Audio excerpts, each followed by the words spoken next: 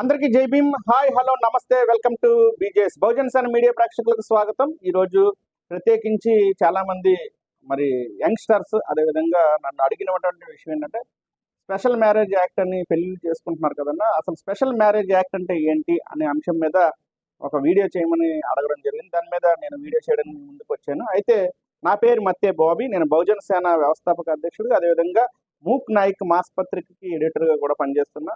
అయితే ఈరోజు ఇక టాపిక్లోకి వస్తే స్పెషల్ మ్యారేజ్ యాక్ట్. అసలు స్పెషల్ మ్యారేజ్ యాక్ట్ అంటే ఏంటి, ఎందుకు ఏర్పడింది ఆ స్పెషల్ మ్యారేజ్ యాక్ట్ అంటే, దాని గురించి మరి క్లుప్తంగా మీకు కొన్ని విషయాలు చెప్పాలని నేనైతే మరి మీ ముందుకు రావడం జరిగింది. అసలు స్పెషల్ మ్యారేజ్ యాక్ట్ ఎందుకు వచ్చిందంటే కనుక, భారతదేశానికి మరి స్వాతంత్రం రాకముందు వచ్చినటువంటి బ్రిటిషర్లు ఎవరైతే ఉన్నారో, డచ్ వారు కావచ్చు, బ్రిటిష్ వారు కావచ్చు, ఫ్రాన్స్ వారు కావచ్చు, అదేవిధంగా పోర్చుగీస్ వారు కావచ్చు, వీరందరూ కూడా ఇక్కడ ఉన్నటువంటి భారతీయ యువతలను పెళ్లి చేసుకోవడానికి ఇక్కడ సరైనటువంటి చట్టబద్ధత ఉన్నటువంటి యాక్ట్ ఏమీ లేదనమాట. అంటే ఒక హిందూ మ్యారేజ్కి సంబంధించినట్టు, హిందూ కులానికి సంబంధించిన వ్యక్తి ఇంకొక హిందూ కులానికి సంబంధించిన వ్యక్తిని పెళ్లి చేసుకోవాలంటే హిందూ మ్యారేజ్ యాక్ట్ ఉంది. అదే ఒక క్రైస్తవ మతానికి సంబంధించిన వ్యక్తి ఇంకొక క్రైస్తవ మతానికి సంబంధించిన పెళ్లి చేసుకోవాలంటే కనుక క్రైస్తవ మ్యారేజ్ యాక్ట్ ఉంది. అలాగే మరి ఒక హిందూ మతానికి సంబంధించిన వ్యక్తి ఒక క్రైస్తవ మతానికి సంబంధించిన వ్యక్తి, లేదా ఒక క్రైస్తవ మతానికి సంబంధించిన వ్యక్తి,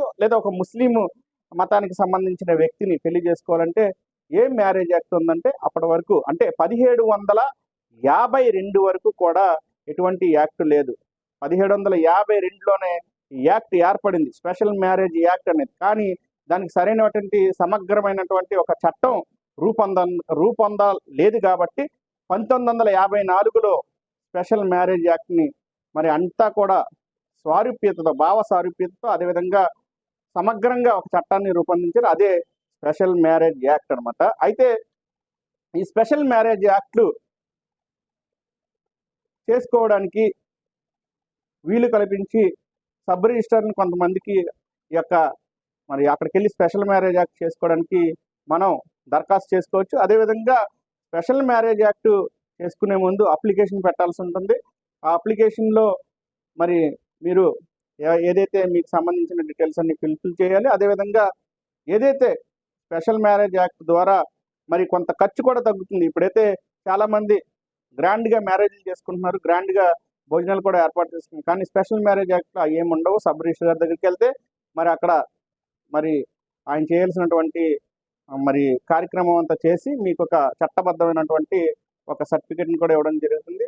అయితే దీని మీద వివిధ మతాలు వారు ఎవరైనా కానీ, ఇప్పుడు క్రైస్తవ మతం కావచ్చు, హిందూ మతం కావచ్చు, క్రైస్తవ మతం కావచ్చు, ముస్లిం మతం కావచ్చు, బౌద్ధ మతం కావచ్చు, సిక్ మతం కావచ్చు, జైన్ మతం కావచ్చు, ఏదైనా కానీ ఎవరైనా కానీ ఎవరినైనా పెళ్లి చేసుకునే యొక్క యాక్టే స్పెషల్ మ్యారేజ్ యాక్ట్. అదేవిధంగా దీన్ని డెమోక్రాటిక్ మ్యారేజ్ కూడా అంటారు. అంటే డెమోక్రాటిక్ మ్యారేజ్ అంటే మనం డెమోక్రటిక్లో ఉన్నాం. అంటే భారతదేశం ఏంటంటే ఒక లౌకిక ప్రజాస్వామ్య దేశం కాబట్టి ప్రజాస్వామ్య మ్యారేజెస్ అని కూడా అనొచ్చు వీటిని. అంటే ఎలా అంటే ప్రజాస్వామ్యంలో ఒక వ్యక్తి కులంతో కానీ, మతంతో కానీ, లేదంటే దేంతో కానీ సంబంధాలు లేకుండా పెళ్లి చేసుకునే హక్కును కూడా స్పెషల్ మ్యారేజ్ యాక్ట్ అనొచ్చు.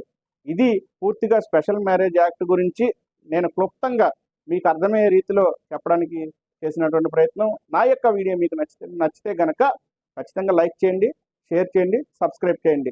Thank you.